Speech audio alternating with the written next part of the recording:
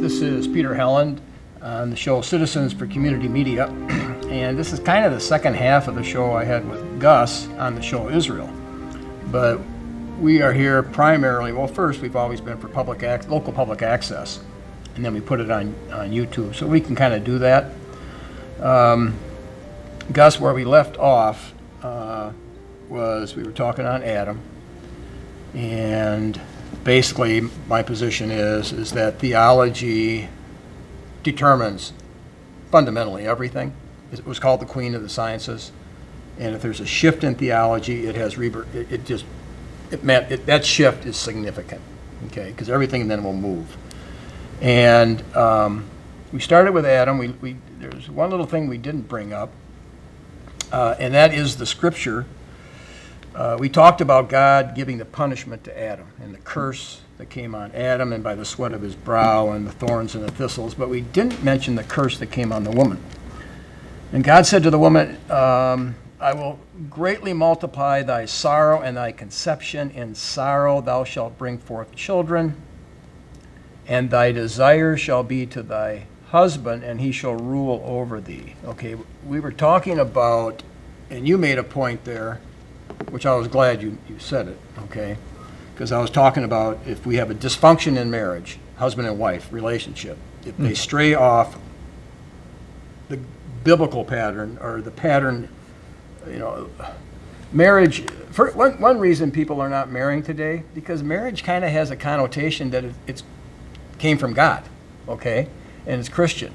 And a lot of people that want to be true to their values, well, they're not Christian. They believe in evolution or something else. So they don't want to honor marriage. They don't want to engage it because it'd be hypocritical. Because it kind of gives a nod to God and Christianity. Okay? So, but we need to get back to it because it's the only thing that's true and it's the only thing that works, the biblical notion of marriage. Okay, yeah, so and I would just add that in the church's prayer about marriage, it's listed as one of the blessings that was not removed by the fall or washed away by the flood. In other words, marriage goes all the way back to the fundamental good of creation. okay. That's church teaching. Okay, so these statements that God gives to Adam and to Eve are abiding still. Yeah, they abide because, for this simple reason that's those narratives, or as far as you're concerned, or stories, as far as I'm concerned, carry with them the truth that the original goodness that was placed in marriage was flawed by the sin of our first parents. Right. Okay? And so the stories about the curse and so on are exemplifications of that. They're going to explain to us the kinds of things that we're going to have to deal with because we have a sinful tendency.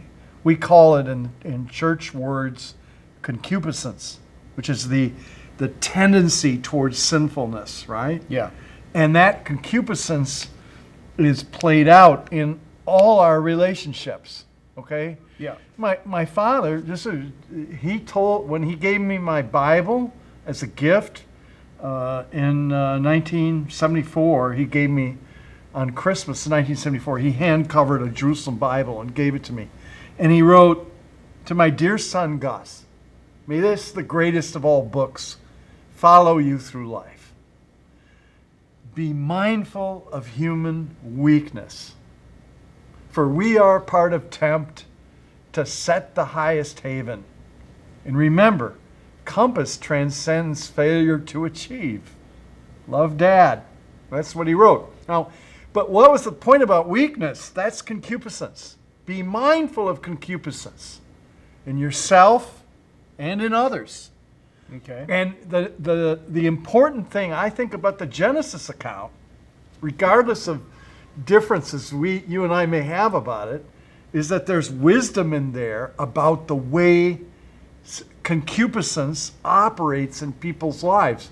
And if people don't get a handle on it and they don't go to Christ for healing of it and receive baptism to be healed of it, it just takes them away. They fly away like they're in the wind. Okay.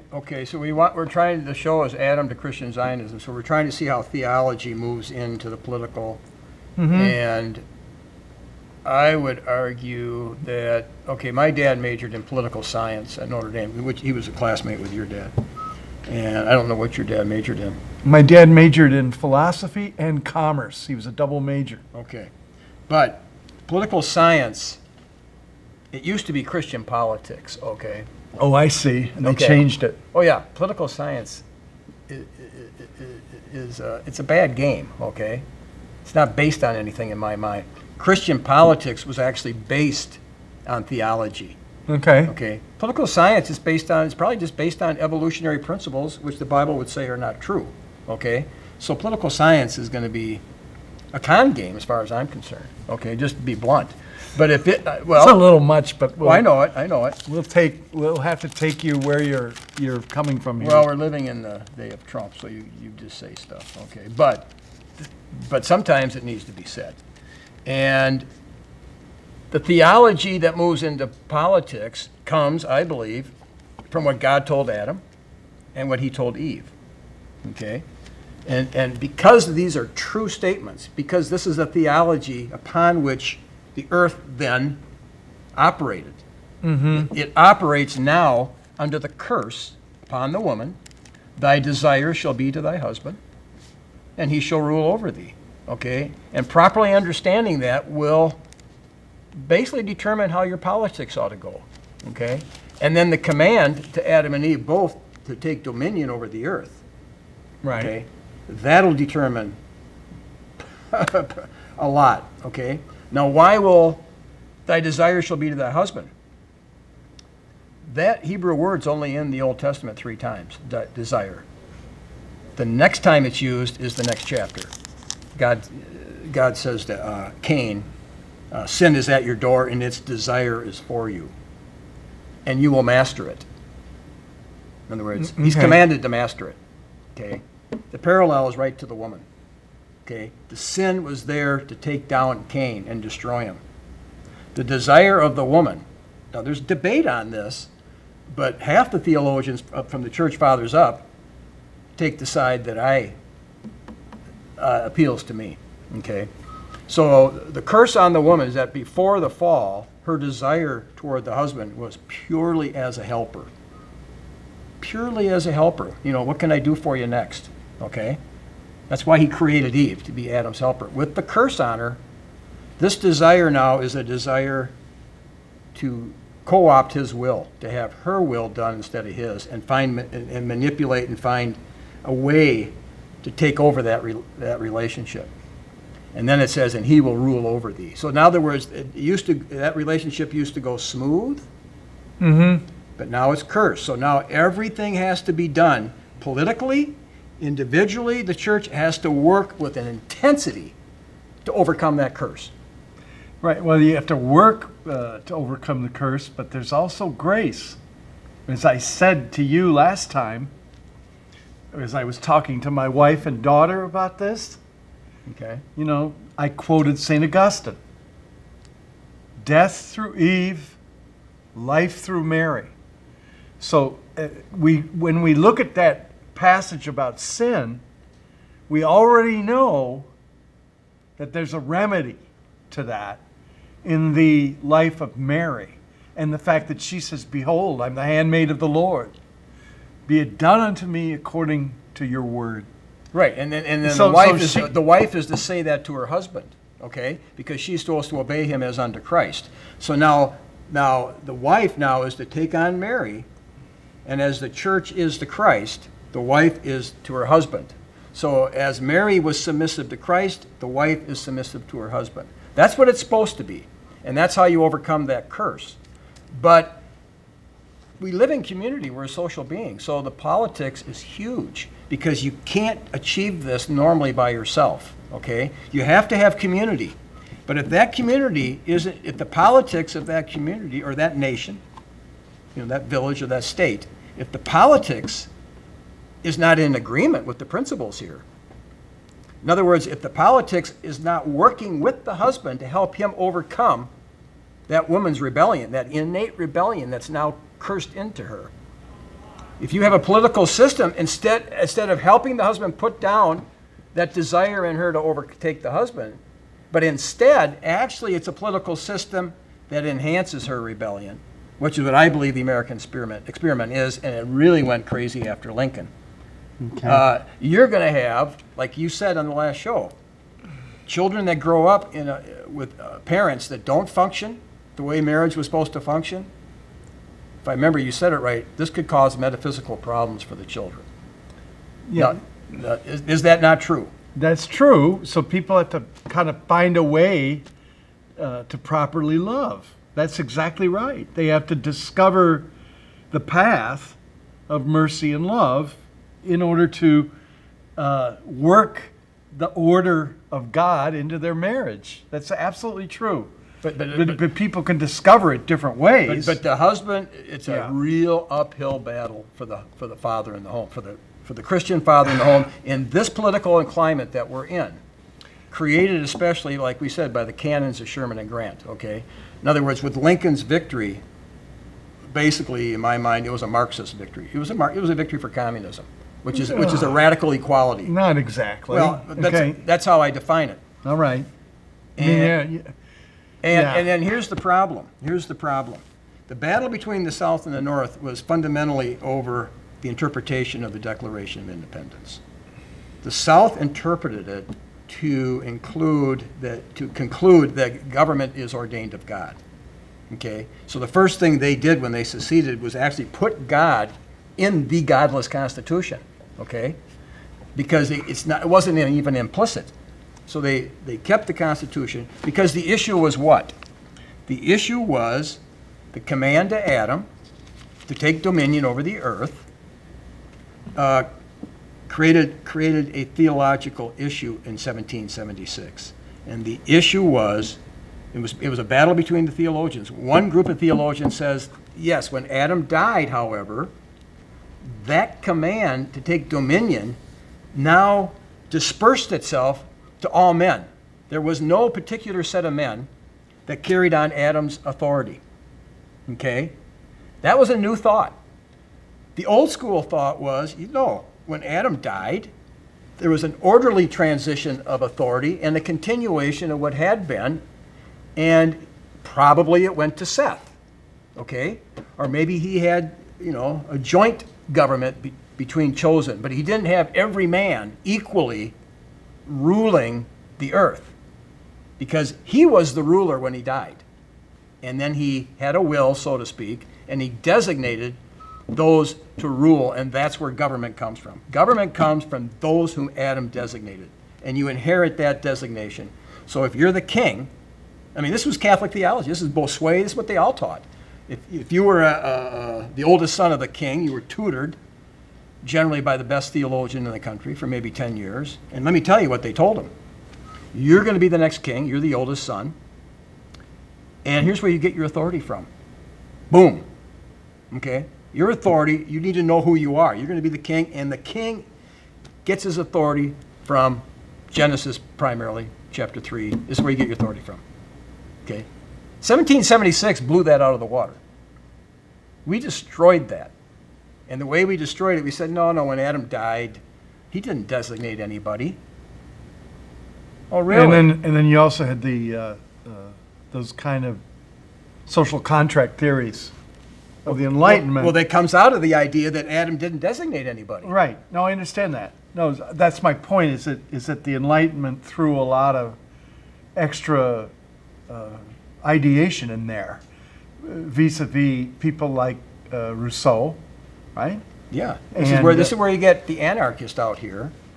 First of all, they believe in evolution to the core, so everything's chaos in the back, and then they believe that, up till America, everybody was subject. You were subjects to the governing authority, okay? Those whom Adam had designated and who inherited that designation, you were subject to them. Not with 1776. You're now citizens. Ye shall be as gods. That was the temptation. Adam and Eve had to take orders. No. The citizenship in a republic wasn't exactly usurpation of God, was it? Really? No God in the Constitution. Our laws don't have any acknowledgement of God. That's super radical. Why do you think the South seceded?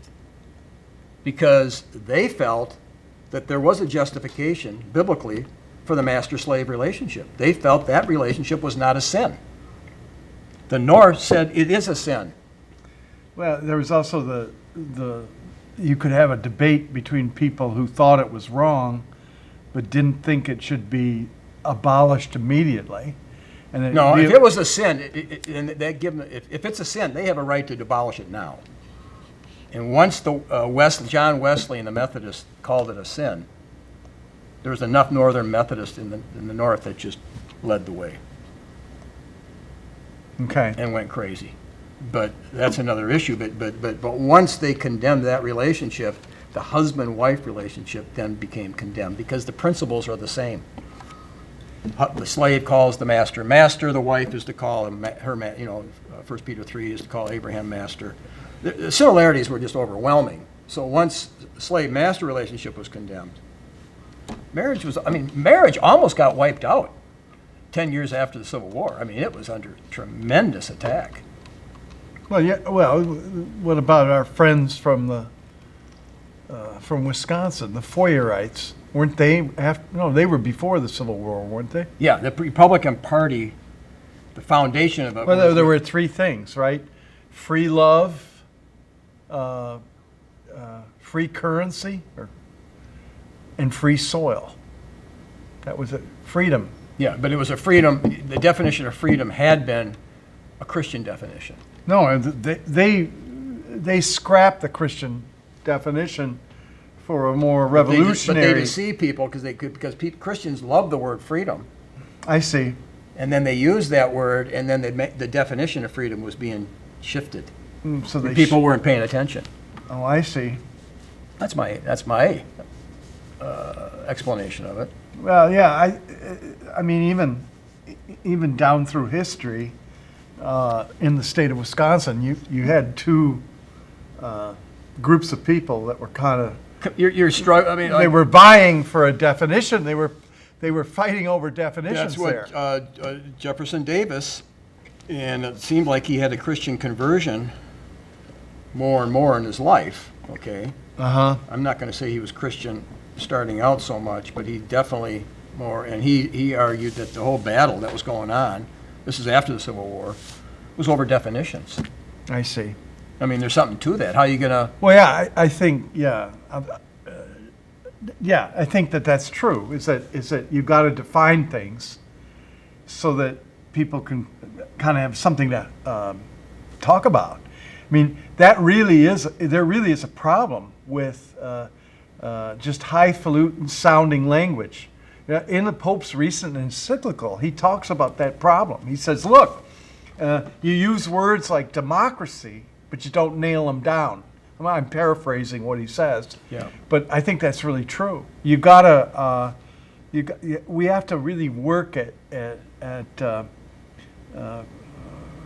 clarifying these definitions. Well, the reason I brought up that verse, and thy desire shall be to thy husband, and he shall rule over thee, is because we had talked last time on Romans 2 that evil there is defined, in my interpretation, is defined as contentiousness. Right. Okay, so if you grow up in a home where it's not going smoothly, like it should, I mean, obviously there's bumps and bruises in a marriage, but I used to always think as a kid, I say, wow, can you imagine what it would be like if the husband was like a priest and the wife was like a nun?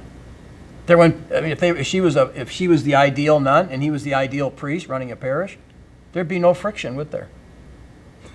I used to think that all the time. That's kind of idealistic, but there may be some truth to it in the sense that a priest and a nun who are celibate have put aside, if they're living their commitment right, they put aside worldly preoccupations so as to serve God in a single-hearted way. It would be Adam and Eve back in the Garden of Eve. Okay. Well, of course, some of the fathers of the church saw celibacy that way. I remember talking to a Greek Orthodox priest one time about that. He said, "Oh, the celibate person lives like the angels." He was a married priest. I met him down in Florida, So he kind of admired that. well, that's his tradition, to admire that, to see that I think people do misunderstand celibacy, being single for the Lord. They don't understand that it really is a participation in the kingdom directly now. The celibate person witnesses directly to the kingdom, whereas the married person witnesses to the relationship between Christ and the church. Remember Gregory of Nyssa? Yeah, Wrote I remember you. on virginity, and he was married, priest, Right. okay, Eastern, or maybe even before but the whole point of his essay on virginity was he was like explaining what he missed by getting married. He said, no, he was saying, I have a great wife, okay, but let me tell you what I missed. And he was basically saying most all the evils that come into the world come through marriage. Okay. Well, I'm just saying, I mean, that's just what he said. He said, if you are single, look what you escape. And he listed all the sins that generally come in because of marriage. The envy, their motivations. right. Now, people aren't going to buy that, society, but you got to read his essay. Where sin abounds, grace can abound more. In other words, so if marriage is more difficult on a certain level, if a person really opens to God in that state of life, they can actually use those difficulties to get holier, right? But here's the reality: is the husband is not like a priest, and the reality is the wife is not like the perfect nun. Okay. And because you have this curse, so ideally the Adam and Eve relationship was like the beauty of the universe. Okay, before the fall, it was the beauty of the universe. There was nothing more fantastic than that relationship. But with the fall, and your desire shall be to rule your husband, but it's commanded that he rule you. Well, it's going to be a battle. And who's going to win? Now, in the American culture, the women have won, basically. I mean, You think so? Of course. Of course they've won. You could say they're winning, or you could say they've won. You could probably argue they've won, okay? And hopefully we can say they're only winning, and that the thing can be turned. But I'm saying that politically, with the canons of Sherman and Grant, with the political system tending to totally undermine the authority of the man and uplift the women to make sure it's equal, which is a fantasy, which is communism. Communism is radical equality. It's not realistic. The ditch digger should get the same pay as the doctor. Wasn't that what... I mean, you're the expert on McCarthy and communism up there in Appleton. Well, I'm from Appleton. I've done some study of history. So how did you define communism? Or what are a couple of the definitions? Well, I think I have to agree with those who would say the big problem with communism is to come up with a concept of equality without involving God. Well, isn't that what Dabney argued, that the Yankees were a radical democracy that, in effect, I mean, in the newspaper it was talking about how China is passing a law that they're not allowing prayer in the schools or something like that, and I'm going, oh, China's way behind us. I mean, literally, it's like, hold it here. We kicked out God and the Bible and prayer in 1962. So, if communism is basically a removal of God. Okay. Listen, I wasn't intending to speak ill of the regime here in that manner. Well, you asked me more from the 50s viewpoint, like what, I mean, and that's what you did. You said you're from Appleton and you know about Joe McCarthy. What was at stake there? Well, what was at stake there was that there was this conflict between people who wanted to order their lives by following God and his way, and people who wanted to deny God. I think the most important document that comes out of that would be like Whittaker Chambers' book, Witness, where he explains how he turned from communism to God. That was a very powerful book, okay, for example, okay? And there were others. Well, we can go to George Grant's, that lecture he gave called Lenin and Lincoln, okay? And Grant's no lightweight. I'm just saying we're trying to, it's called Adam to Christian Zionism. So we've established Adam, and then we established 1776. Adam was a huge issue in that debate with the theologians. Right. Okay. And it was the place of Adam, you could say, was usurped by the social contract theories for the most part. Yeah, and then in 1860 and 1859, you had evolution just overwhelm the universities, because now this is upheaval time. This is, if people think COVID is changing things, the Civil War was so dramatic. It was, 15 times COVID? What would you say? I mean, it was just unbelievable. And so the enemy implanting bad doctrine into the social system. Yeah, and I would trace some of the bad doctrine just to trauma reactions. Whatever. People froze up inside. We can kind of see that. I think the best example of that was Oliver Wendell Holmes, who was also at the same battle as Schofield, because I want to get into that. All right. They were at Antietam. Antietam was they the were bloodiest. both at Antietam, so you could fill in people why that was so traumatic, but it was obviously traumatic for Oliver Wendell Holmes, according to books I've read about that. Yeah, and he believed totally in evolution, and he brought that. Well, he also shifted the law away from Blackstone's account of natural law and weighted more toward what Altshuler called law without value. Remember that book? That was written from the University of Chicago. Was that one of the books we were looking at? Was that Well, no, not that was late. That was earlier. We went to the bookstore there at the University of Chicago, and I picked up that book, and I was always fascinated by it, and then I gave it to somebody, and I don't know where it is anymore.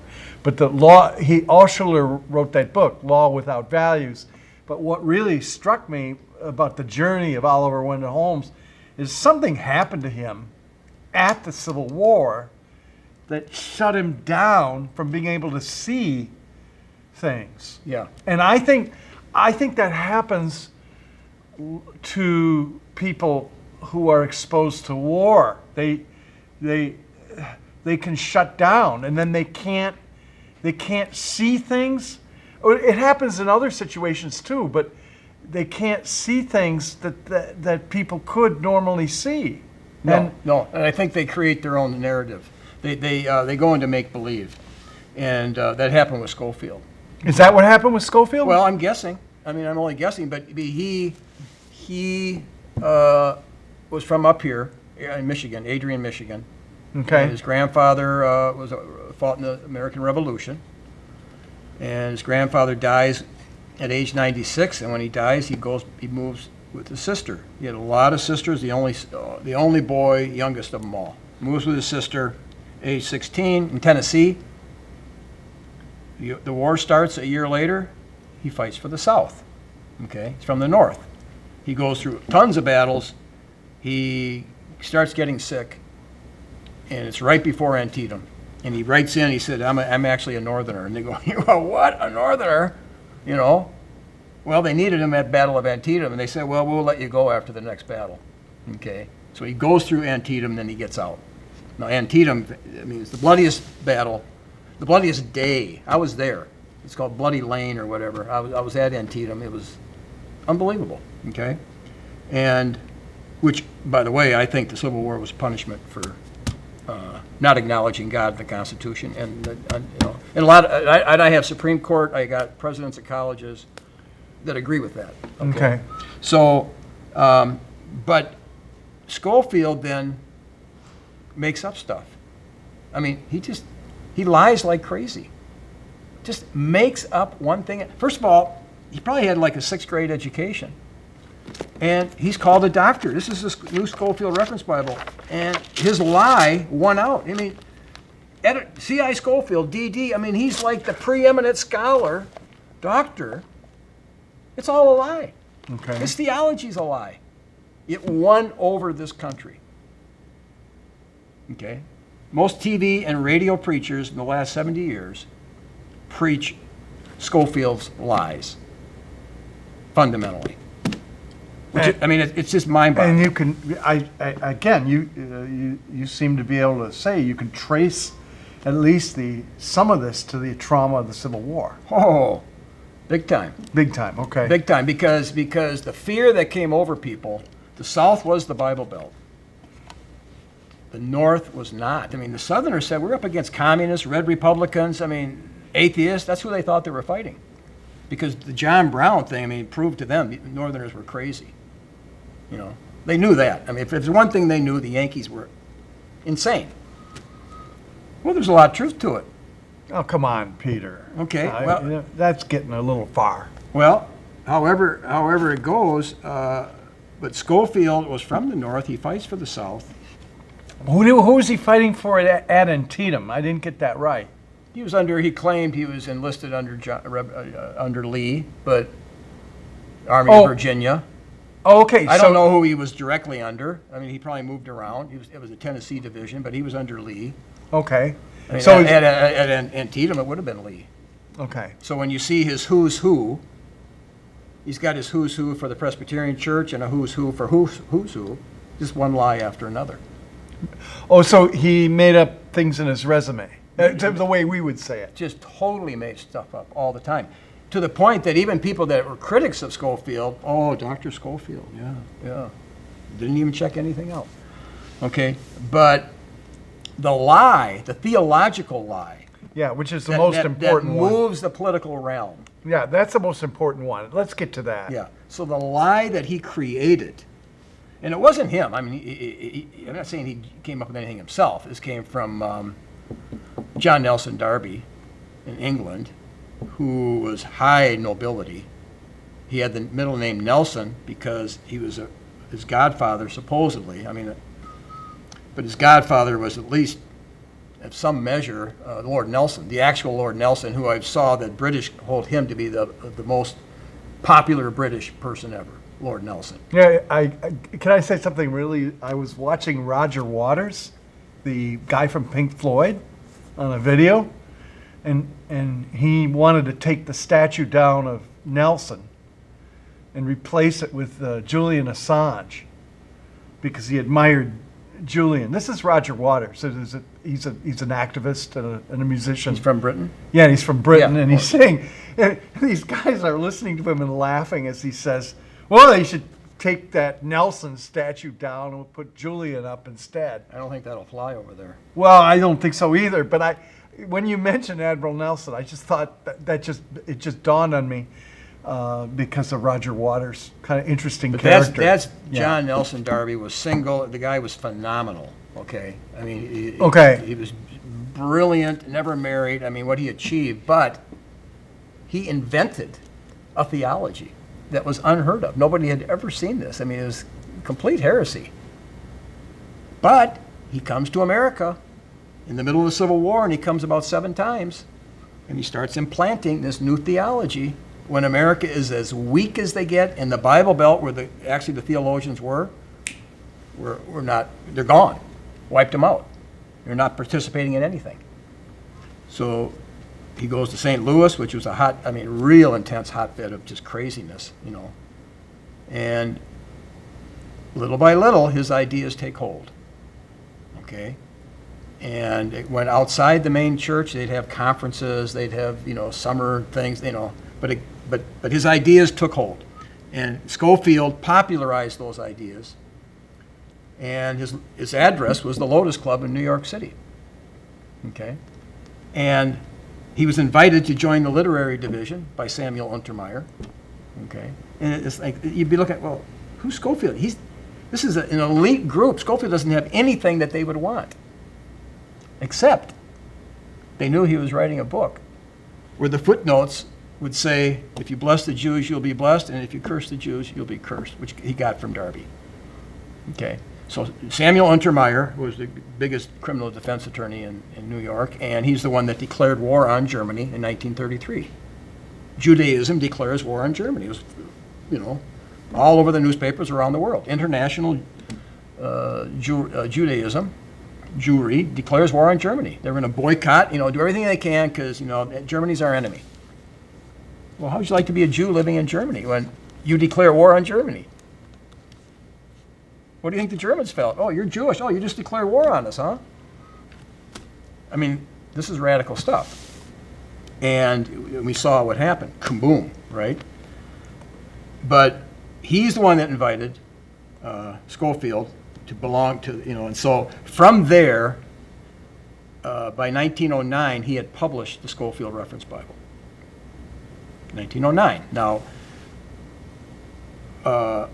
let's move in to your knowledge of Senator Nye, but before we do that, what was the lie?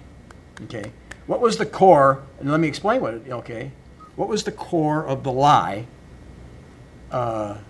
in Darby and Schofield's theology? Okay, well, it's very hard to find the core exactly because this thing is a tricky system. Okay, and many people make attempts. Well, I think it's this. I think it's that. No, it's what I was taught. Okay, I got my master's at Bethel. This is their main textbook. It was a degree in theology. I audited World Harvest Bible College.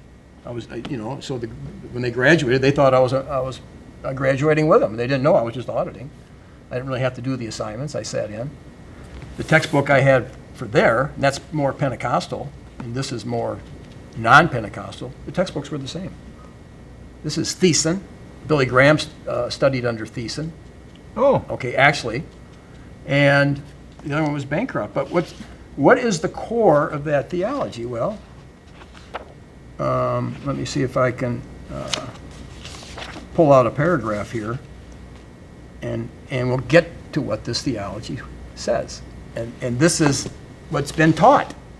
Okay? Pentecostals or Baptist, but evangelicals. Okay. Both groups. Both groups. One group may speak in tongues and the other one doesn't, but that's nothing. They all agreed on the core theology.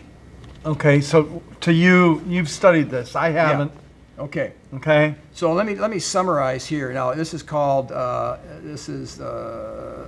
of his coming, pre-tribulational eschatology, end times. Okay, but this is called the distinction between Israel and the church. Okay. Now, before I read Thiessen, let me go into just one footnote that Schofield gives that really reveals where he's coming from. Okay. Now, I'm going to try to make this quick. Okay.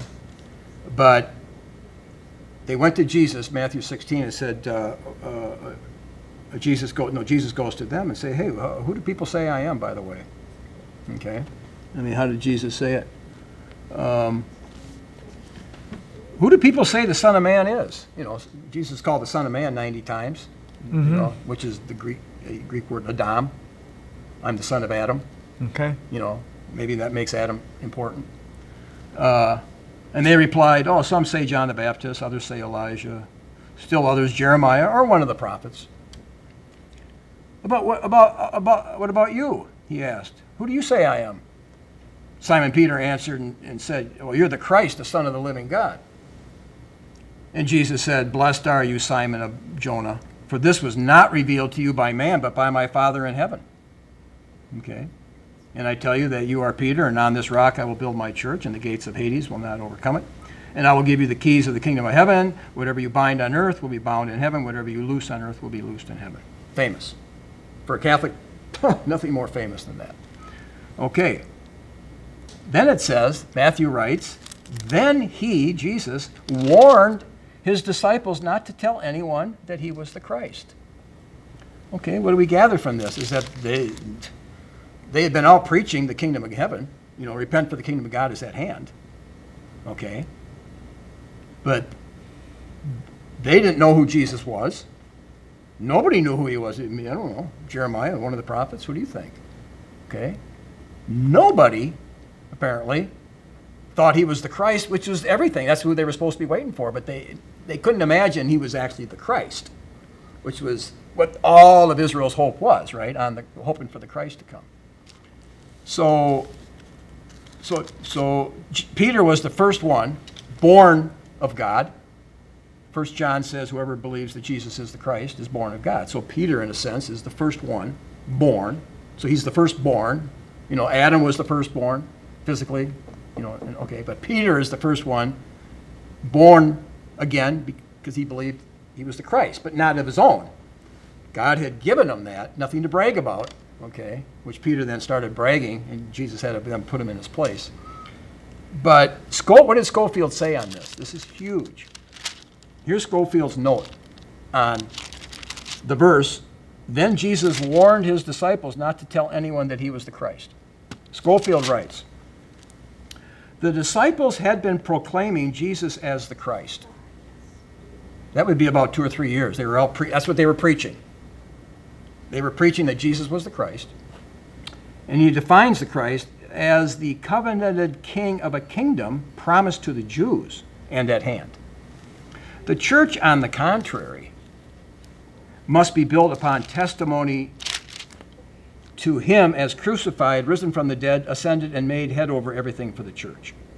The former testimony was ended, where they preached probably 2 or 3 years, he's the Christ. And then Jesus said, don't you tell anybody that I'm the Christ. And so Schofield says, well, when he told them, that ended the 2 or 3 year ministry that they were proclaiming him as the Christ. Okay, the former testimony was ended. The new testimony was not yet ready because the blood of the new covenant had not yet been shed. But our Lord began to speak of his death and resurrection. It is a turning point of immense significance. Okay, now, Schofield believes, got it from Darby, that there's 2 peoples of God, and that the Jews are what the Bible's all about. The church is not in the Old Testament, it's not prophesied, and what was supposed to happen, according to the next thing, according to prophecy, Christ was supposed to come and set the kingdom up, the Davidic kingdom, overthrow the Romans, and now the Jews will be ruling the world instead of the Romans. The Davidic kingdom, 1,000-year reign. Okay? Well, for some reason that didn't happen. Jesus said, here I am, let's get going, let's get the kingdom going. Okay? Now, why? This is a mystery.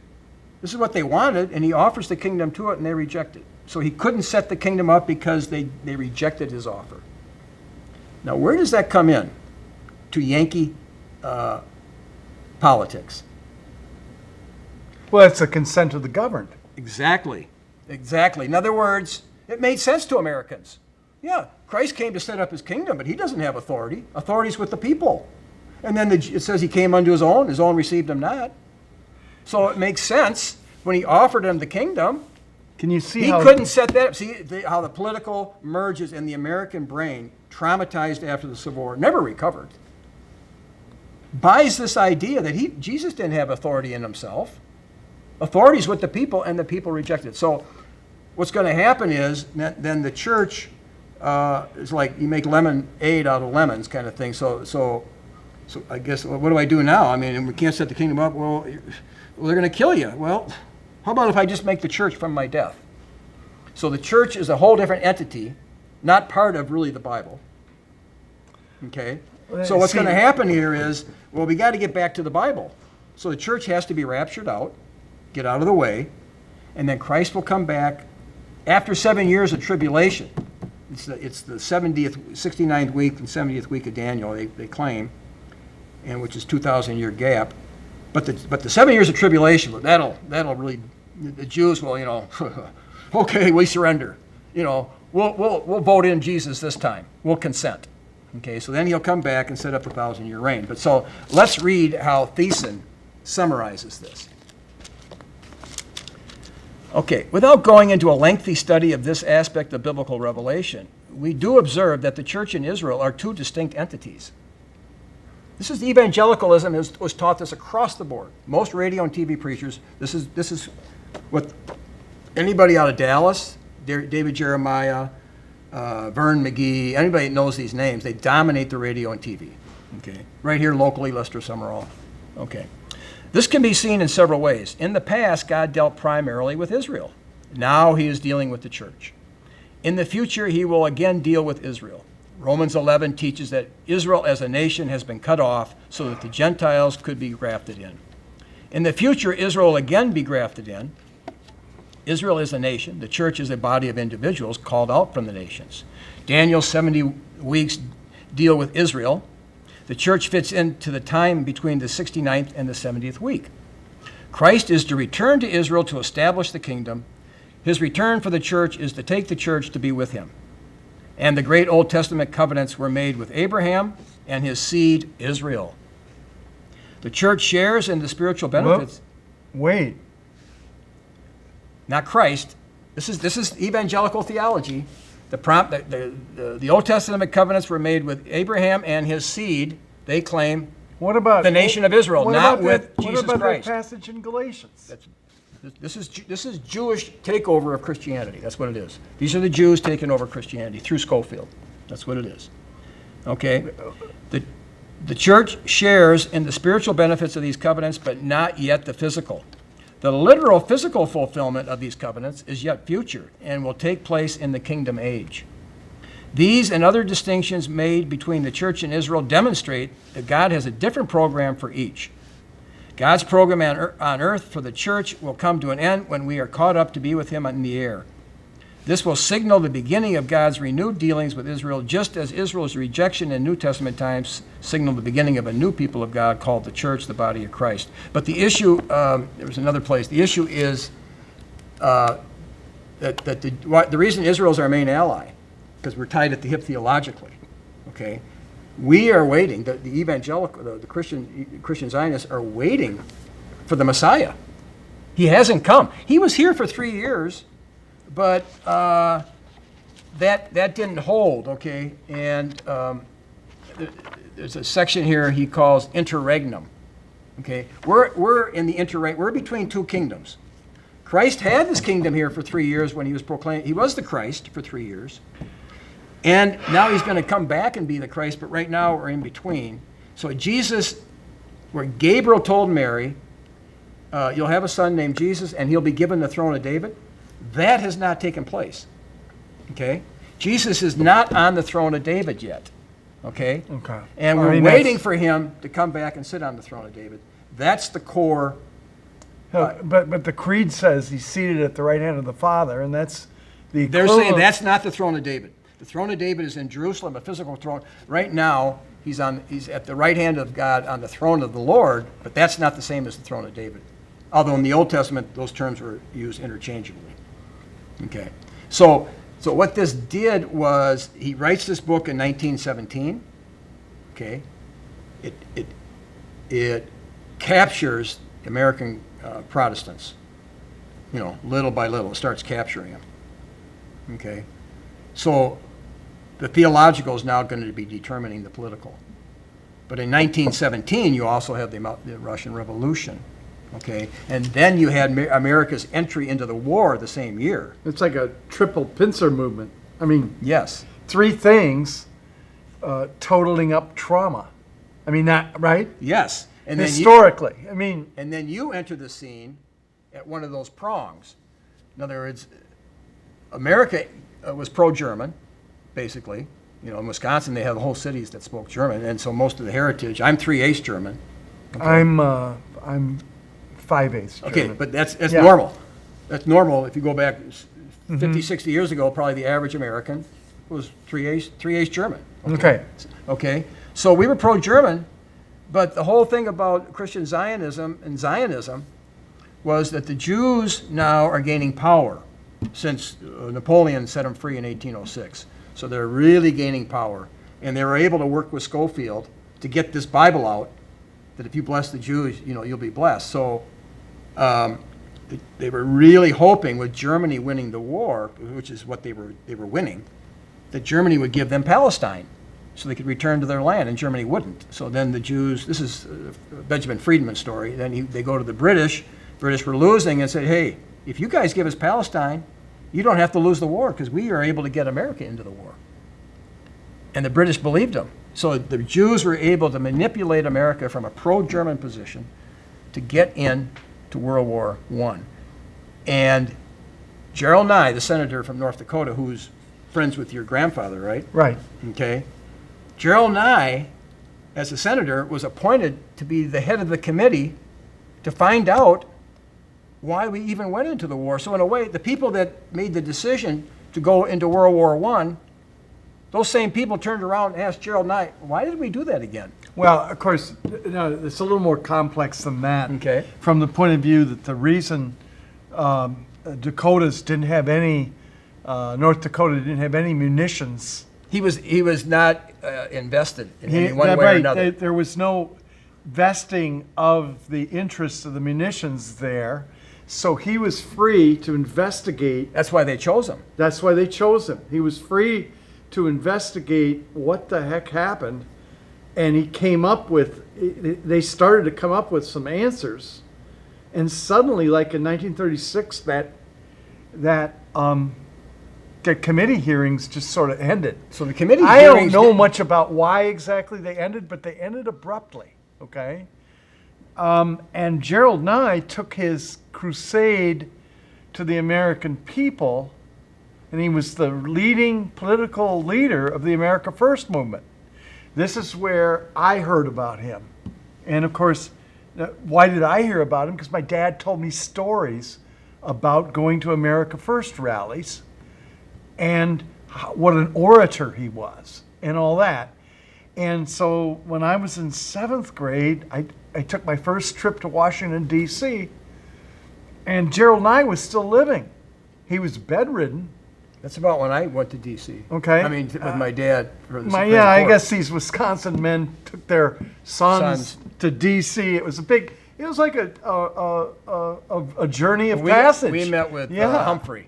Oh, you met with Humphrey? Humphrey. Well, yeah, we met with Senator Nelson. Oh, of course, Humphrey. Senator Nelson and Proxmire. Yeah. We met with both them. Anyway, I mean, So anyway, that's what we did then. And so, yeah, so that's what we did too. But since Senator Nye was close friends with my grandfather, my dad just said, "Son, let's go over to Chevy Chase, Maryland, and see the Nyes." So I met this guy. He was bedridden. He was in his house? In his house. And he joked with my father. He said, I wake up every morning and I check the obituary columns to see that I'm not in them. And then I live another day. That's what he told my father. I remember that. And he said to his wife, he said, take young Gus down to look at in the basement. I have all the cartoons and stuff framed of my work with the America First movement. And so Mrs. Nye did that for me. And in 1981, when I returned to Washington, D.C. with some friends, I went and visited the widow, Mrs. she Nye. was still alive? She was still How alive. old was she then?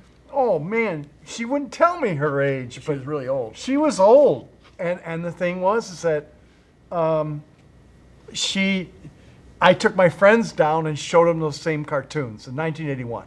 It's kind of interesting because that was 10 years. I think it was 10 years. But the interesting thing there is between the two is visits. that even though he was assigned to why we got into that war, then miraculously, even though the American First movement had captured 80-90% of all American men were determined we're never going to make that mistake and go back to Europe again. Roosevelt, through the media and bombing Pearl Harbor, was able to get those men to change their mind and do the same thing.